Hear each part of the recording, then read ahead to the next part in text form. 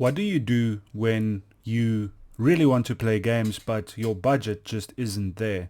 Well, you build something like this PC that we are putting out today. Now, this will be a very performative PC in terms of price to performance, and this will be the kind of PC that while it can play anything in today's market, you're not going to be playing anything at the ultra graphics when you're talking about recent releases. But when you're talking about some older games, you might still reach those ultra sort of settings for games. And with this PC, this will be great for esports, it will be great for productivity, it will be great for some admin work, for some machine work, whatever you need it to do. But most of all, when it comes to gaming, it's a entry level but still pretty capable gaming PC. Now, this PC is made up entirely of second-hand parts, and while I don't necessarily recommend that you do that, and I'll explain more when I'm talking about the parts themselves, this is a decent value coming in at just $300. Now, again, I wouldn't necessarily go this route, and I think with some new parts you might pay slightly more, but you'll get a lot better value in terms of, perceived value as to actual value within a system like this. But I'll speak more on that when we actually look at the components themselves. Now, for now, let's see what a $300 system will do for gaming in 2025. Let's do it. Most people will agree that the graphics card is the most important thing when you are talking about a gaming PC. And this is especially true when you're talking about a second-hand PC where most of the budget will be spent on the graphics card because the rest of the components just aren't that important when it comes to just gaming. So you could safely say that a graphics card contributes to more than 75% of a game's performance, especially when you look at all the parts. Now, with a budget of $300, unfortunately, you don't have that much space for a more recent graphics card, something that is going to cost a big amount of money. So you'll have to look in the sort of older used section of the market, but there are still some good options available, and this is a Founders Edition GTX 980 4GB. Now, this does have a big brother, which is a 980 Ti, which is a 6GB card. Now, if you can get your hands on that for maybe around $15 more, I would definitely say go for that, because that extra 2 gigs of VRAM, while not enough for most modern games, is still going to provide a little bit of a buffer for some of the games that you're going to be playing in between. And 4 gigs of VRAM is getting too little even for most esports games now. So this PC doesn't necessarily offer any future-proofing value. But in terms of just playing games at the lowest settings, maybe medium, maybe high settings in some games, this will still have a decent value going forward for a year or two at least, depending on what you want to play. But for 60 pounds, which is about 1,360 rand, in terms of dollars, it must be maybe about $50 or something like that. This does offer quite a good value, and it doesn't hurt that it's a Founders Edition, which is a very good looking version of the card. So with that said, this is the graphics card I've gone with. I think this will offer some decent value, and let's see what we're going to be pairing this with.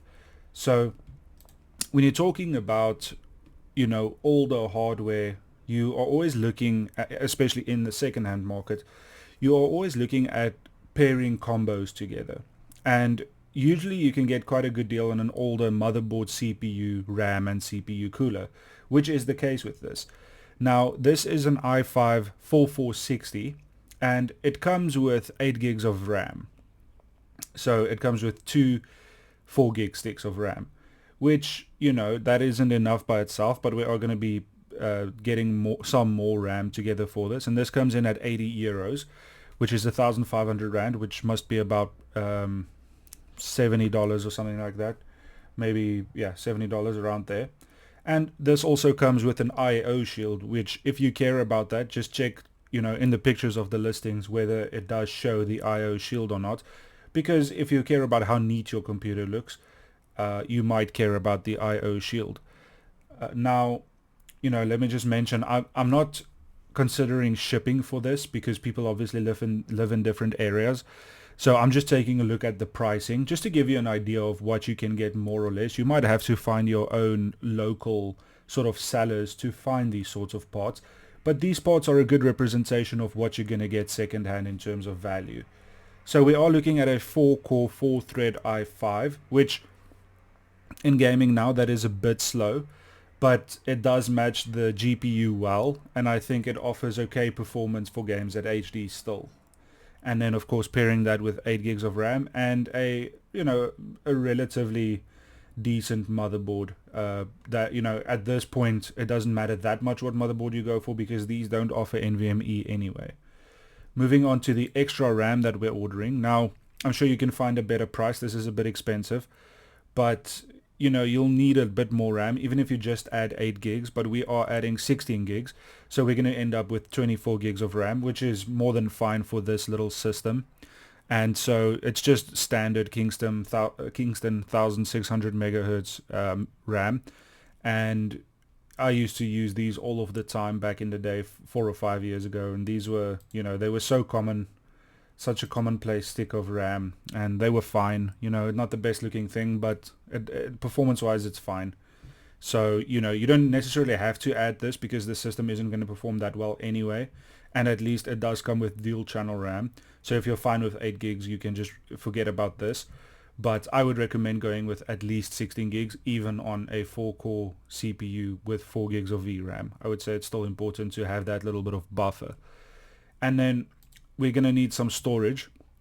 Now, this is somewhere, this is a part where I would prefer not to buy secondhand for the most part, because let's take a look at this. So this is a 240 gig SSD, and I haven't found better prices, by the way, and this is 600 Rand, which is $31. But I've seen new 512 gig SSDs for 600 Rand. So it doesn't really make sense to buy this. I would rather just go to the whatever you have close by and just buy an SSD from there. And then that its life cycles are going to be, brand new. You'll know that it'll be fine, and you'll get more storage because you can get for 1,000 Rand, which is about about $60. You can get a brand new 1 terabyte drive. So I would much rather do that. But for this, I've said that it's only going to be secondhand parts, and so I've gone with this one. But I really wouldn't do this if I were actually purchasing. Next up here, we do have the power supply. And this is a 500 watt Cooler Master unit, and this is a CX500M. And these units, they're a bit old now, but these were pretty good units. They offered some decent value. But just looking at this one now, it seems like I didn't spot this before, but it seems like there's a bunch of missing cables. So it doesn't say anything about that. But yeah, when you're buying online, you shouldn't take a chance with this kind of thing. So if the photos don't look good to you, don't buy this, because I don't even see a motherboard power. I just see the 24 pin power, but I don't see a 8-pin motherboard power or anything else. Maybe that's the 8-pin, but I don't see any other cables. So let's not go with that one and take a look at something else here for more or less the same price, which is 40 Canadian dollars. It's like 500 Rand. And for close to that price, something like this will probably be okay. And this is just a generic power supply, but this is an older system. It's not super power hungry. So something like a 500 or a 600 watt power supply would be fine. Just look at what they have. And, as with the SSD and honestly as with the case, I would not buy this secondhand anyway. Well, this one is actually new, but I probably would just go locally and just buy a power supply locally, because it's going to be very similar in price, $30 to $50, and you have a warranty, you have the peace of mind, you have it in your hands and you can just go home with it. I would much rather do that with SSDs, power supplies and chassis. But talking about chassis, I have gone with this one because there isn't really that much option when you're looking online at second-hand chassis. And this is expensive as well, because this is 1,000 Rand. It's 940 Rand. It's $50.